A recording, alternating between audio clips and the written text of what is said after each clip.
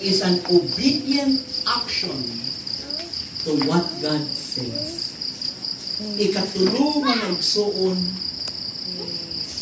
na rason or ato mingon how to abide. Unsa tay first? How to abide? To have fellowship and intimacy with the Holy Spirit. Number 2, to ponder and meditate and have a living relationship with the Word of God. And number 3, mga igsoon, to abide in Christ is our quick obedience. Ang sa to? Katulong, our quick obedience.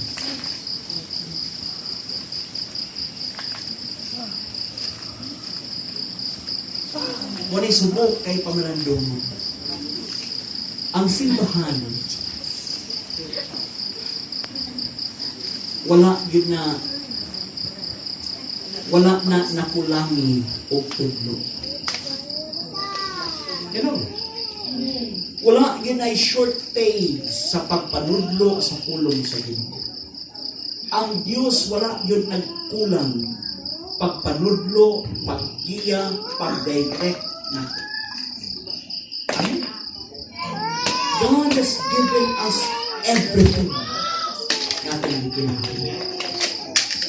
Pero unsay nakulang atong mga pastor wa gina nagkulang og pagpanudlo. Pero ang kulang nato mga igsoon, our quick obedience sa Ginoo. Kay gahi kay tag-una.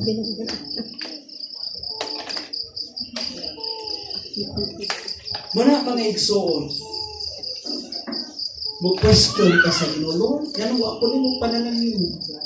Lord, ganun na inani akong kinabuhi. Lord, ganun wala akong kapasar.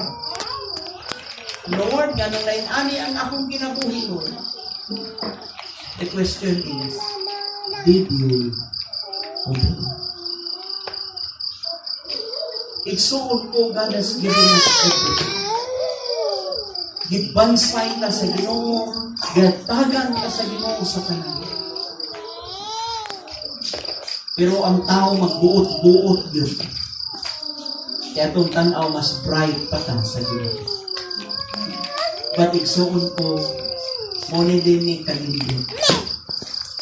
God is forever loving, forever kind, forever gracious.